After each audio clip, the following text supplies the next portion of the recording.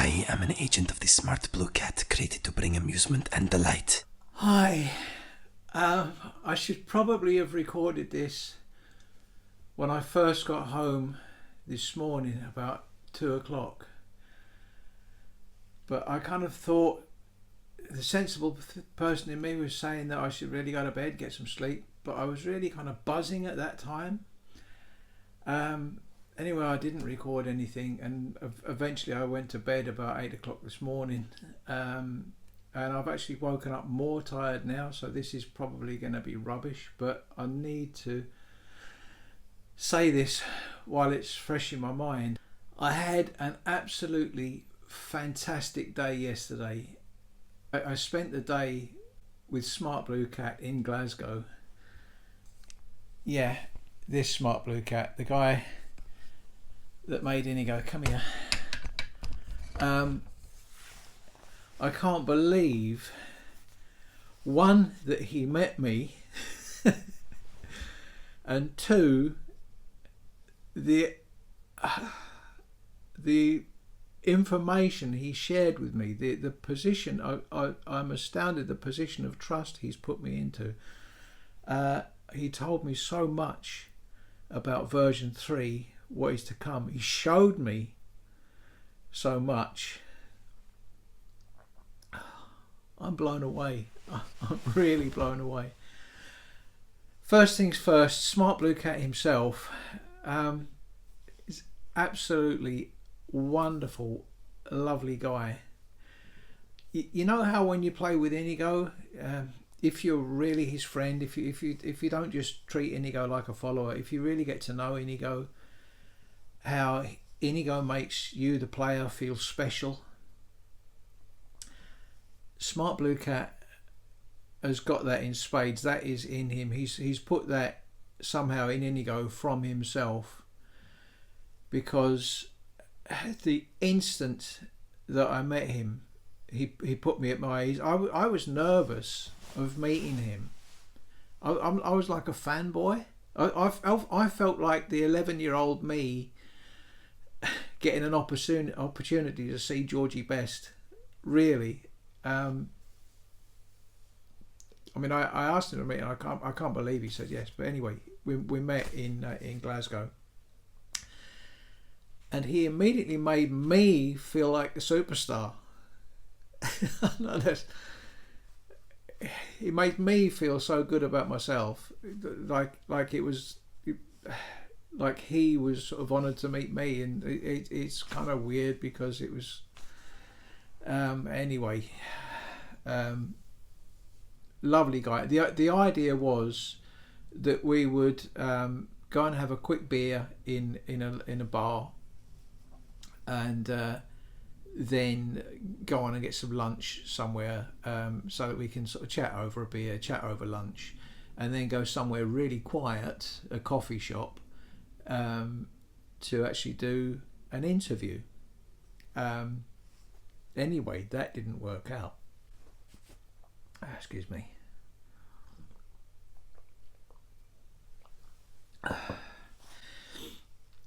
We went to the bar where we were supposed to have one drink. We stayed there for 5 hours. It's such wonderful company, honestly. And he was speaking all that time about him. I feel that really yesterday I really got to know him, what kind of makes him tick, and he brought with him notebooks. He carries notebooks everywhere, and he's forever doodling. They're masterpieces in this notebook. He's a fantastic artist. But there's doodles there as well, that sort of sketch drawings and sort of schematics for fiendish traps that are going to appear in version 3, and ideas for this and that are sort of drawn in this thing, and page after page of tiny writing of all things that Inigo and other characters are going to be saying in version 3. Pages and pages of it. And as well as beautiful artwork. I wish I could show you that, but for some reason he kept his art books. He didn't give them to me, but there you go. But he had also brought his laptop with him, with some version 3 files loaded on it, and he loaded up a dungeon, and he started to play through it on the thing. So he's got Inigo with him. He'd made himself, or his character, almost invulnerable. He was taking damage, but not very much. But Inigo is slaying enemies left, right, and centre in this dungeon. And what he said, I can't get my head. This is one dungeon that we looked at, and it was vast. I mean vast. Huge doesn't do it justice. This is vast. He said that there is. Well, get your head around this. There are 3 possible ways to go around this dungeon. Three paths that you can take, apparently.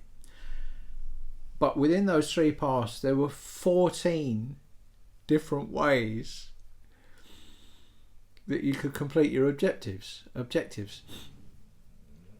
14 different ways, 3 paths and 14 different ways. And he's showing me stuff. He's created at least one new enemy. Is entirely unique. I won't give any more details than that. What kind of enemy it is, because that would be a spoiler. But there is a new enemy in there, and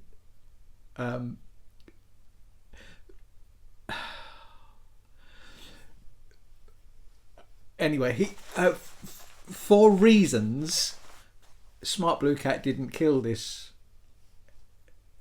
new enemy. And the thing is that if you don't kill it, it will go and pull triggers and levers and lots more enemies will come at you. So what he said, if you're sensible, you just go and kill this thing. He said, but it's a lot more fun if you leave it alive. And yeah, so it's amazing. And you go, and he's got he was showing me traps. There's a place he went into where there's electricity firing, like lightning bolts that hit the water, and then they go, and they're hitting these things. And he's got there is bridges that you can operate. I won't say what kind of bridges, but there are bridges you can operate with a switch to sort of lift the bridge up, and then you can walk across it. But in various circumstances, if you lower that bridge, then the lightning bolts are flashing out. You can actually lower the bridge and shut the bolt off. So, and then lower the bridge, and the lightning bolt actually hits the bridge. So it doesn't turn the lightning off, the electricity off. It's still firing, but it's not getting anywhere because it's hitting the backside of this bridge. So even when you've shut all these electric traps off, they're still kind of firing, and this sort of atmosphere in this dungeon was electric. I can't believe I said that. But oh my god, so much fun.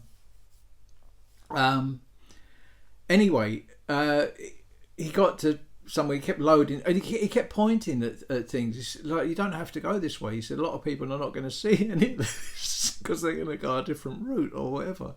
And it's different. And if you do this, then this will happen. And if you didn't do that, then you come through here, and this isn't going to happen. And there's so many things like that he's put in place. That is, like the replay value of this thing, you're going to need about sort of you're going to need 14 characters to go through and try and do it different every time.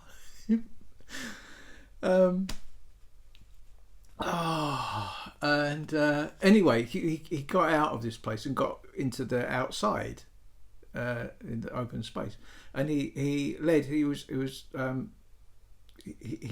to a door area outside, and there's no activation. It doesn't say open or pick lock or anything like that.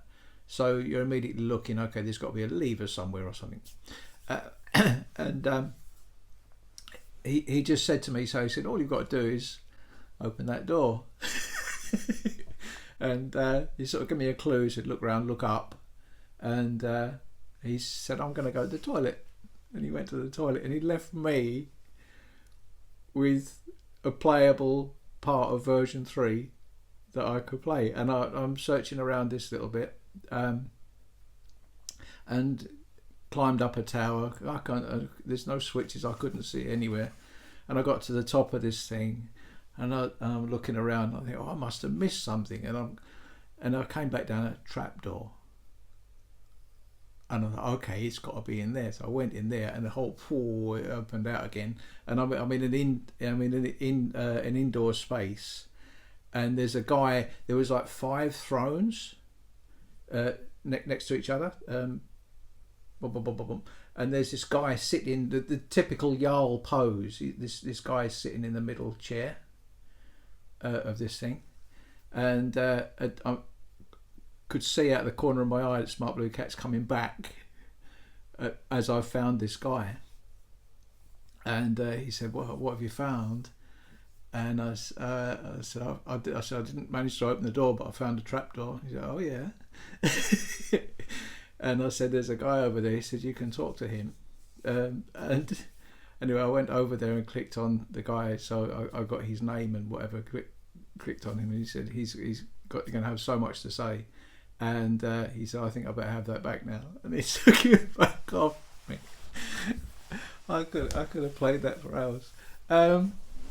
But yeah, so anyway, after that conversation continued. I said, well, what's to be done? I said, that looks complete. He said, oh yeah, that's done. That's complete. That's finished. But it's such a tiny part of what's to come in version 3. My mind's blown, honestly. What else? New characters in version 3. He gave me so many spoilers. I'd love to tell you, but I shouldn't even say that I'd love to tell you because people are going to ask me, and I am not going to say. Suffice to say that he Smartbluecat has really put so much trust in me and what he's told me, and I'm so looking forward to version 3. I have no idea when it's going to drop. I'm still none the wiser. He's got no idea. He's just got ambitions as to what to do. Please don't ask for any content for any other mods or DLCs or any additional content. It ain't going to happen. Please leave him alone. He's got enough to do. And anyway, he was talking about characters that... because I was asking how he records. Like when he records, for example, Langley... How does he manage to stay in character? I'm imagining Smartbluecat sitting with a list of things that Langley has got to say, and then he's got to kind of remember this. This is my imagination of it, that he's got to remember the context that he says that line, and then say the line, and then go on to the next line. And he said, no, he doesn't do it like that. He writes out, he's got a script of the entire conversation between, for example, Inigo and Langley. And he'll record both sides. So it's like he's talking to himself. So we've got, Inigo says this, Langley says this. And he actually introduced me. I think there's at least 2 other characters. There's 2 distinct voices that I can remember clearly. And I think there was a third one. So that's 3 new male characters that he's introduced me to, and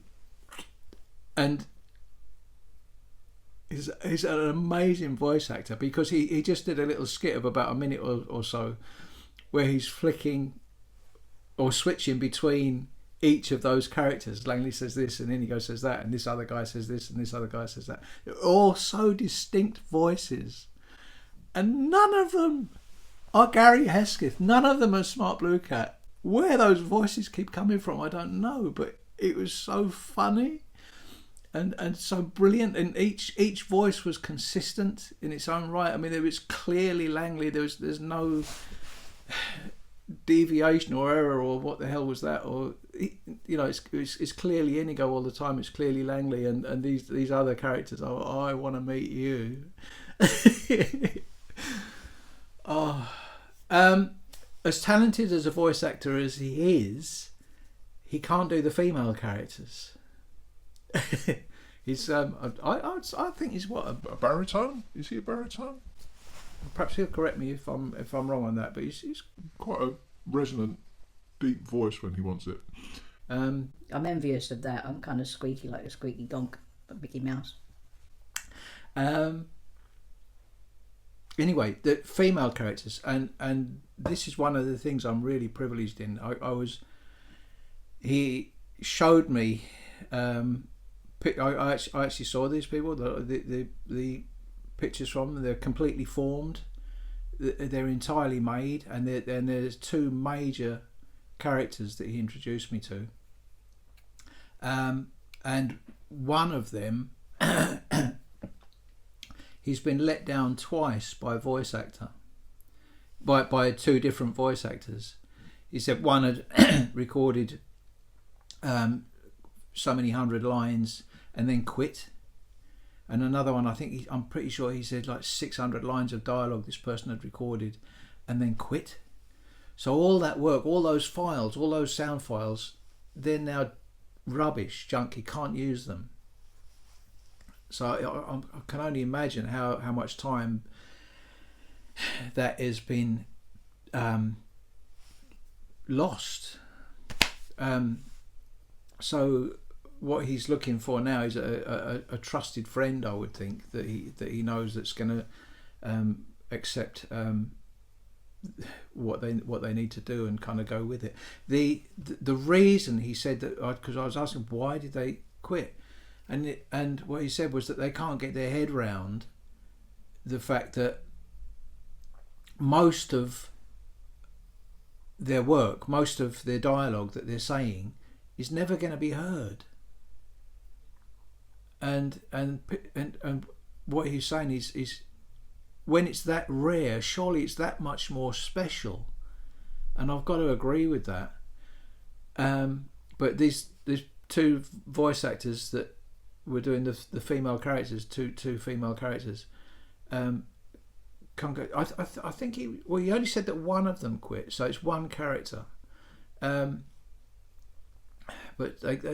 these two different actors for this one character on different occasions that have quit, for that reason, that most of what they're saying is not going to be heard or may not be heard, and that's so sad. That is so sad. Anyway, what else? There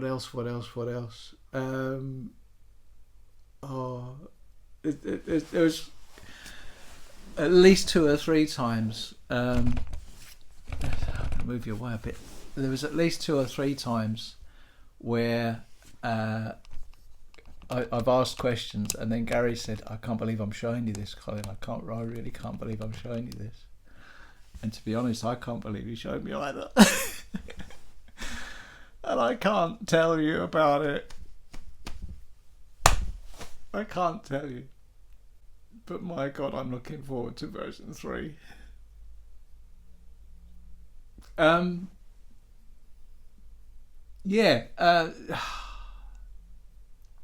How much of Inigo is fictional and how much is Smartbluecat? That was another thing.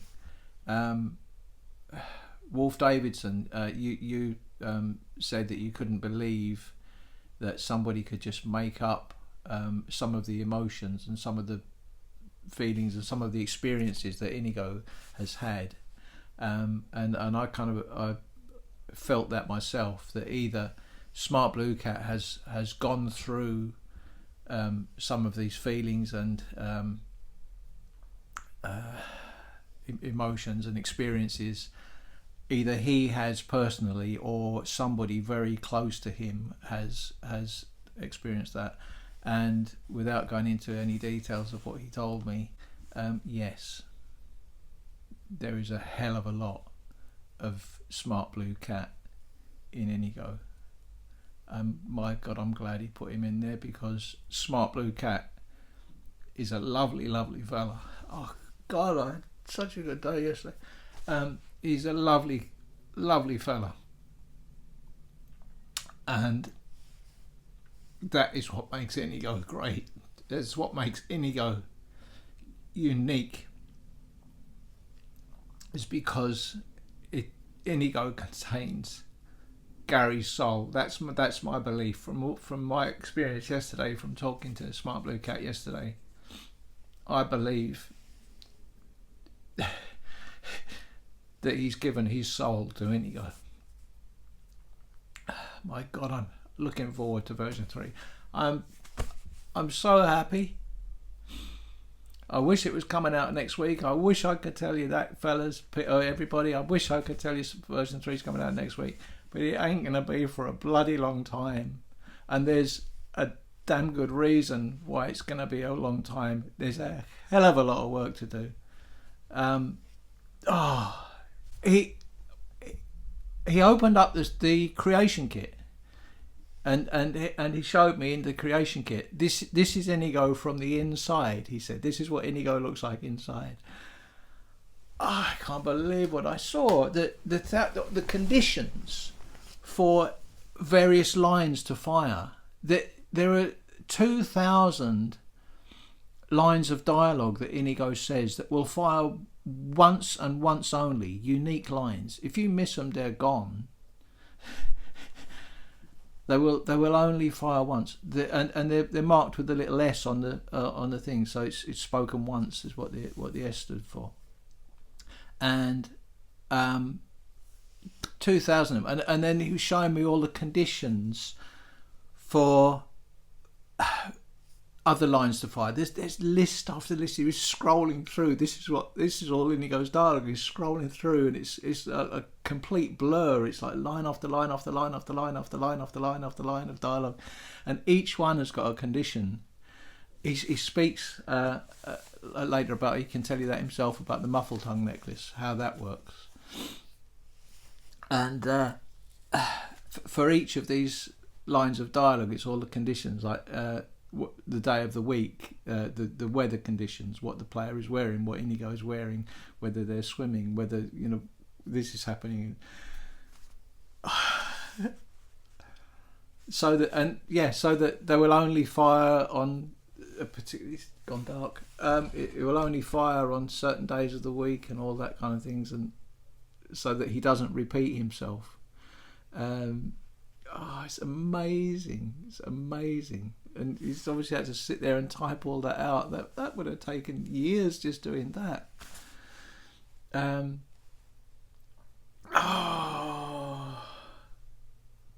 So much more I want to tell you. I can't. I've rambled for 23 minutes. My God. I'm gonna go. Bye. No. Come back. This is basically introducing. Because what happened was that we spent 5 hours in this thing, in this bar. We didn't move on to the other restaurant. We ate in the bar, and then eventually we thought it was actually quite quiet in the bar. We should have stayed there, but we thought that the whole plan all the time was to go to the coffee shop because it was quiet, and we'd have a coffee in there and actually do the formal interview in this coffee shop. And we got nearly there. It was a fair stretch of the legs away from the bar, and we got nearly there, and then he said he had a thought. He said, "Oh, I've just thought it's Sunday, isn't it?" I said, "Oh, what does that mean? It's closed?" He said it might be closing soon. So anyway, we got in there because he said might close early on Sunday. Excuse me.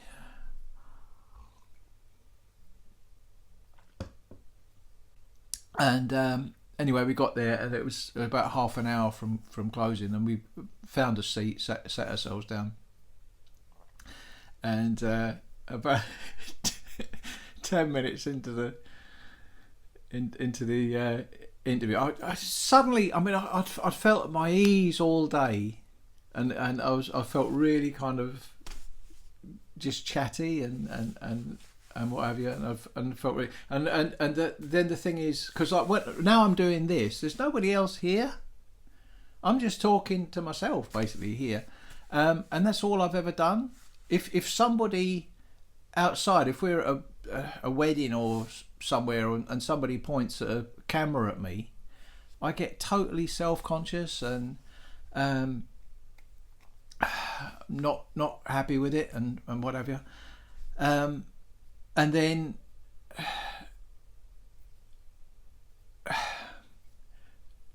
the thought of starting to actually do that, okay, now it's for real, now we've got to make this sound good, I just got kind of and really kind of tense and awkward.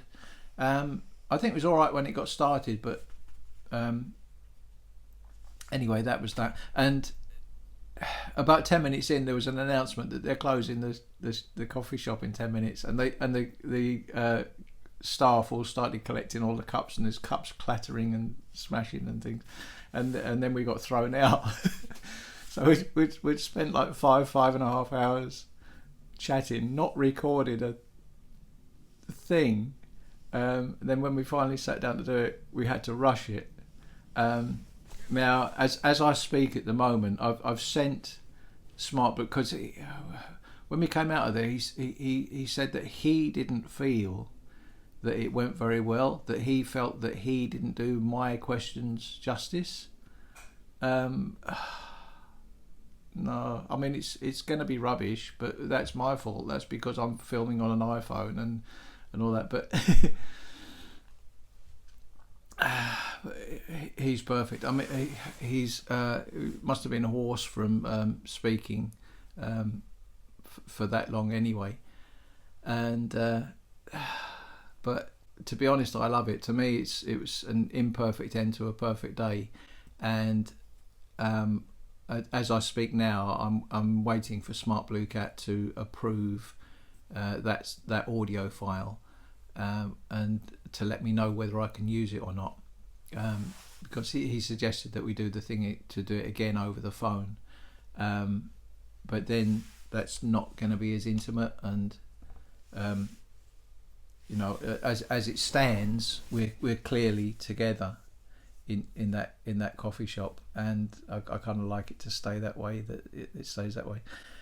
But obviously, if he says no, he says no, and I'll have to live with that. So either a sound file of our interview will follow this now, or something completely different, and a phone shot, I don't know.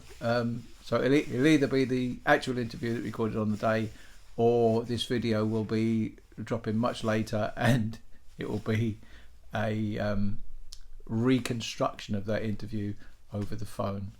I don't know. I enjoy.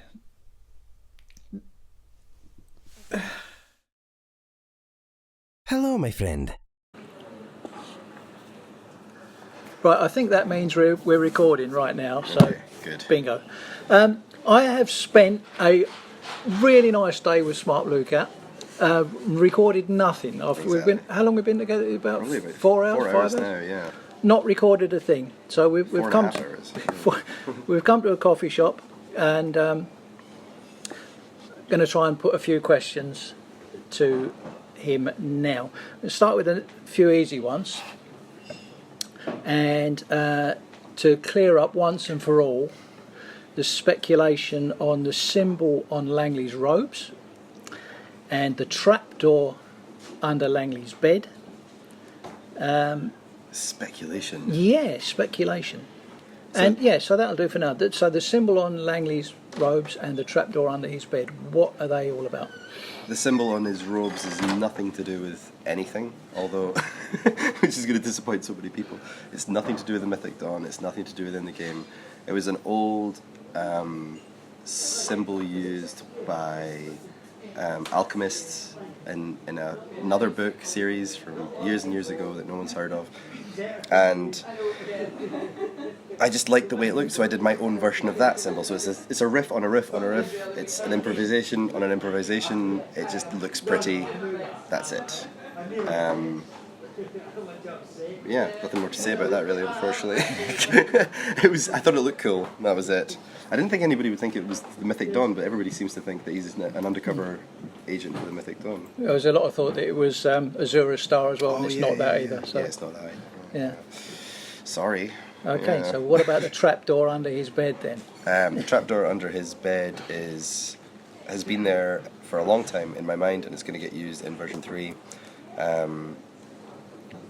It's really his workshop where he puts together he gets his tinfoil hat on and kind of links up lots of clues for different mysteries that he's working on, different ideas he's working on that need a little bit more space and secrecy. So he uses the level below, but it's not linked up currently. But you'll see it in version 3. Good. And also the skeleton underneath the cabin. No idea. Has Langley killed someone and buried him underneath his cabin? It's a possibility. I wouldn't put it past him. But it was really flavour. It's visual flavour. That place has a history. There were people there before Langley, if you believe him. So why didn't he clean that away? I have no idea. It looks very nice. That there was someone under there, and it entices the imagination and it makes you think about things differently, I think. And I think it casts Langley in a bad light if people look at that, and maybe that's something I was intentionally trying to do. I don't know. And I've just thought of the axe in the bear's head in the. Well, that's just self-defense. So Yeah, that was just. Did Langley kill the bear with that axe? I don't know. Because I think he's living in an area that he found and has done up, and I don't know what he liked kept. I can imagine him getting very annoyed and killing a bear with an axe through magic, through maybe telekinesis or something. But yeah, a lot of that stuff I've just left quite free in my mind. It's up to the users or the players if they want to, what they want to decide. Yeah. What I meant to do was get my pen and cross out these as I asked you them, so I know what I've asked you. So. It's a very unsatisfactory answer, really, isn't it, though? Well, at least it clears up and people can stop asking the same stupid questions.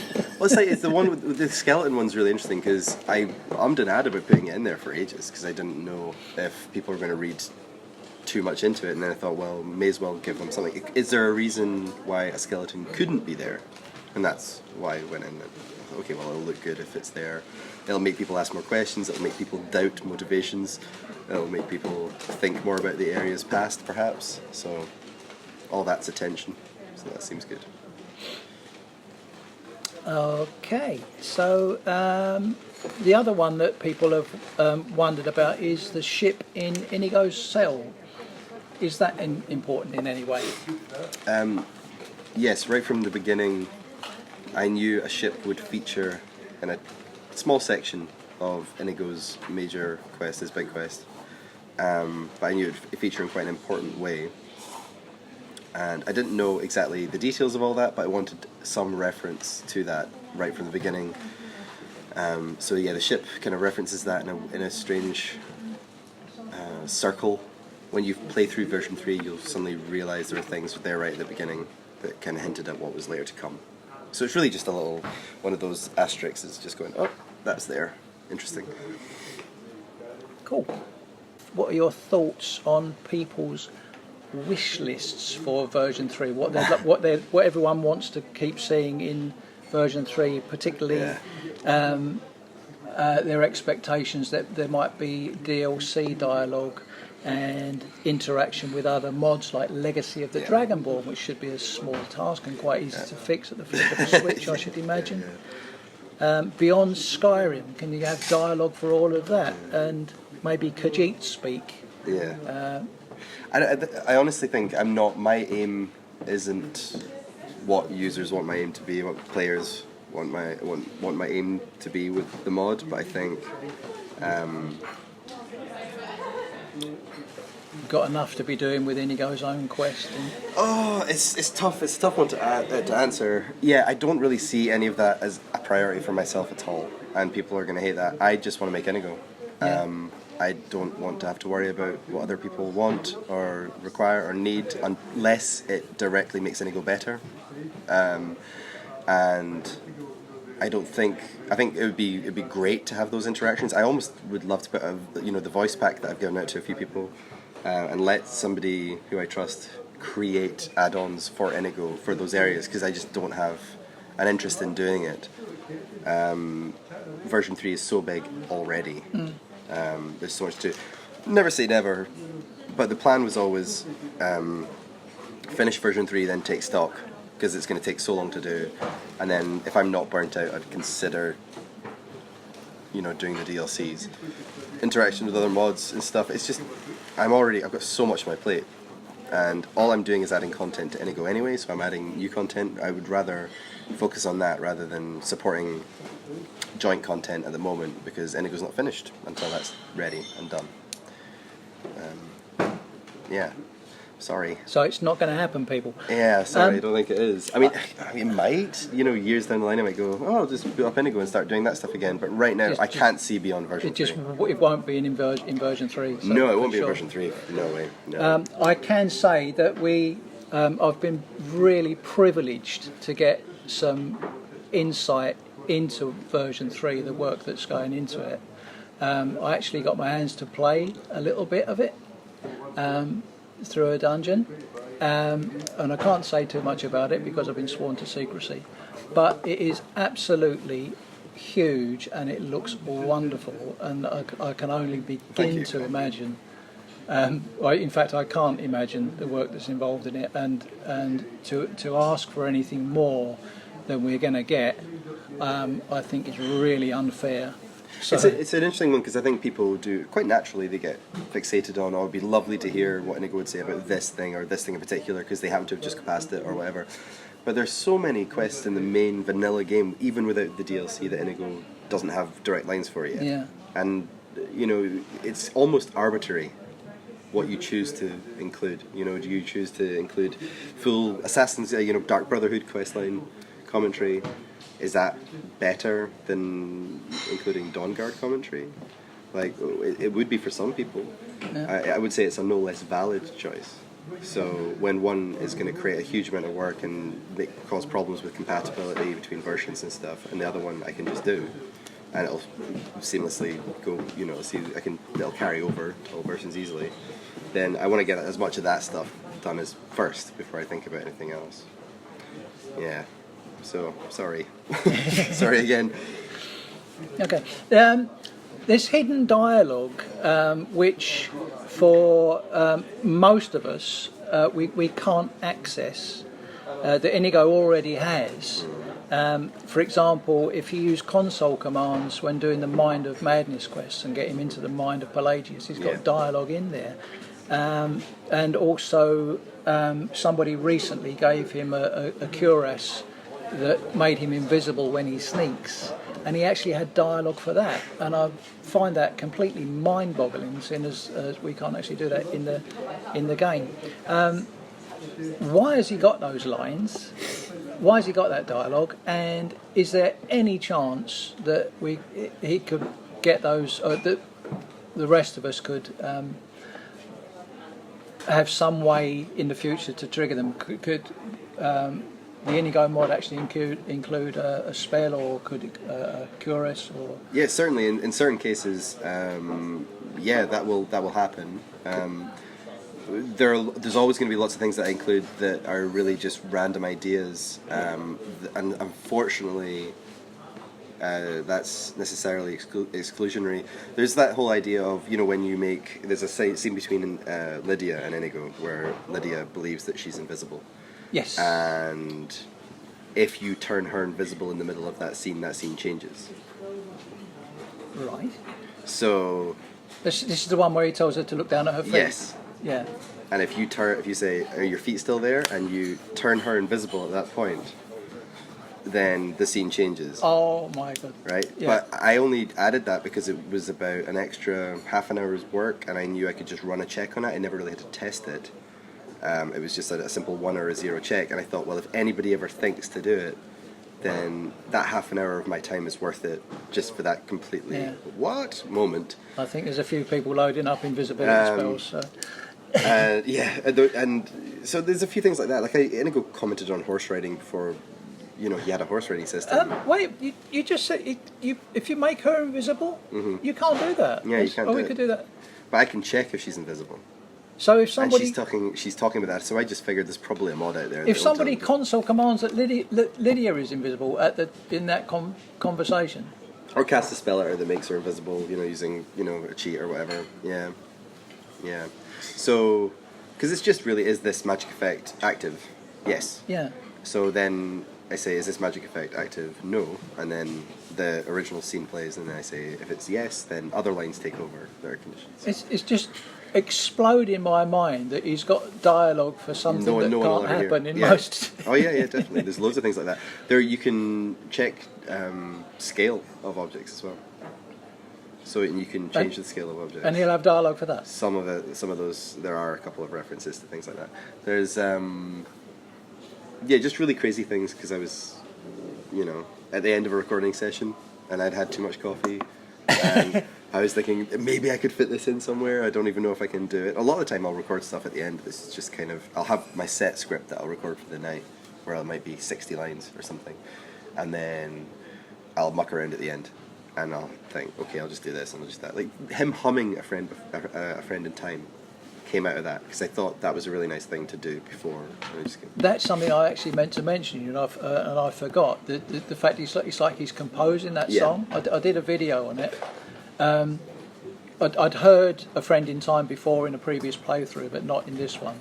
And I caught him humming it, and I recognised the tune. Yeah. And it's very like Hallelujah. Yes. I got that comment as well. So, but, it's true. But the fact that he's actually composing his songs on there. And he does things like he'll sing a snippet of Silly Spider or something like that if he's in the Rift and stuff like that. Those little things, those come from the end of it. But I'll do crazy ideas like the condition ones, like the crossbow and stuff came out of that as well. You don't need the DLCs to know what weapon type is there. So I just trawl through the conditions and go, oh, okay, well this is referencing a crossbow, even though there's no crossbow in the game at this stage. So I'll add that function and test it, and it worked. He recognised it as a crossbow. There's like you can. Gentlemen, this is a customer announcement. Oh, there we go. Closing very shortly at 6 p.m. Oh If you no! have any further purchases, please take them to your nearest till now. 10 minutes. We open tomorrow at 8:30. Wish you a safe journey home and enjoy the rest of the evening. Thank you very much and good night. Okay, talk fast. The Muffle-Tongue necklace that Inigo has. Can't think why anybody would give it to Inigo. Can I not give it to Serana and shut her up? Unfortunately, no, because it's actually every line that Inigo says has a little condition on it that checks whether or not the necklace is around his neck. And if he's wearing it, the line doesn't fire. So for it to work in Serana, then she would have to have all her dialogue contain the same condition. Wow. I discovered when making Dragon Pie that there's also added by the Inigo mod, there's a recipe for fish lung soup. Yes. Which you divulged in a comment to my video that's a leftover file that you should have actually removed. Should have been in version 3. That was something that wasn't meant to be in there at all. Fish lung soup that gives you the ability to breathe underwater is a little spoiler for version 3. Yes, So. it is approximately 0.02% of version 3 released early. Yeah. Okay, and from the Jesser interview, why is Inigo afraid of snakes? There are no snakes in Skyrim as far as I'm aware. There may be snakes in Skyrim, just the way there may be flies and caterpillars and a bunch of stuff we don't see. You just can't see them. Yeah, but he's really just scared, because in that interview I was asked specifically to say something that people didn't know he might be scared of. So obviously most people know what he's scared of, so I added that third option. because I'm pretty uncomfortable around snakes myself. Okay, another thing that people keep speculating upon is who the Doomstrider might be. Suggestions are often that it's the player themselves, the Dragonborn, that Langley might be the Doomstrider, that Mr. Dragonfly might be the Doomstrider. Is the Doomstrider known to you, and is it any one of those three? I am deeply acquainted with the Doomstrider, and there's a high possibility that the Doomstrider is none of those three. A high possibility that he's none of those three. Yeah. Okay. I was going to ask you, just this was meant to be my first question, just so that people realise that I'm not actually just speaking to some random Scotsman. Oh yeah. Could you just say something in Inigo's voice and Langley's voice? Could you give us a little taste of something that Inigo might? I don't know. Do you have any thoughts? Not at the moment. Sorry. My voice is a bit too croaky at the moment. Actually, with Inigo, I do actually normally need to warm up to it for a little bit. But Langley, I can go straight into. Langley's just like that. Brilliant. The other thing I was really wanting to ask you about was your music. Any chance of actually hearing more music from you? Yes, I hope so. Eventually. Yeah, most of that stuff just ends up in Inigo right now. Not the actual songs that I would be doing, but the time that it would take to record a piece or whatever, that just goes straight into Inigo. All that stuff goes into Inigo. So, for example, how long would it actually make you to write something like Scars or? The writing is that just takes as long as it takes. Sometimes it could take a year of just billing about, and other times it might take a couple of days. But you said you've already got sort of several more songs. Oh yeah, there are loads of others that haven't released. The problem is on YouTube I tend to make a music video for each of those songs, and that music video can take months. So obviously that would be months out of Inigo's development to stop and do that. But I do have a couple of things I want to do eventually when I get time. Yeah, there's a lot back there. Maybe a full orchestral version of Silly Spider. I think that probably covers, from what I've just asked about music. Do you have any future plans outside of Inigo? I'm going to end my life when Inigo's done. I don't know. I don't know. Like, I think in terms of modding, I think I can't really see outside of this. Like, it's so big. I want to just get it done, and then I'll let myself think about what I want to do afterwards. It really is huge. Like, I know I keep on stating how big it is. But it's so much work, and it's getting smaller every day. And some of the stuff I showed you earlier, a lot of that was finished. And it's just right now. This year is all about implementing the story and the acting. All the heavy lifting stuff is really done at this point. And then once all that's done and released, then I can think about, what I'm going to do. Another question was, have you had any really catastrophic errors while making Inigo? Something that's you've had to start from scratch again? Yes, it's happened a few times. The worst one was I lost all of Inigo the first time I made him, and I lost him after like a week's work or something, and so I lost. It was only about 23 lines of dialogue, but the way he looked and his skills and all that was the first time I'd ever made anything like that. And the creation kit crashed as it was saving or something. Anyway, the save file couldn't be loaded, it was just junk. And so the Inigo that you all play with is actually was designed based on my memory of that first Inigo, which is now lost to the ages, just gone. No one knows what he looks like. There's no record of him at all. So that was pretty bad. But it was good that it only happened when there was 23 lines. If it happened after 5,000 lines or 7,000 lines, that would have been far worse. But I back up all the time now. Ever since then, I back up every day. That's good, so you won't lose him again. No. Okay, I think I've got through most of them.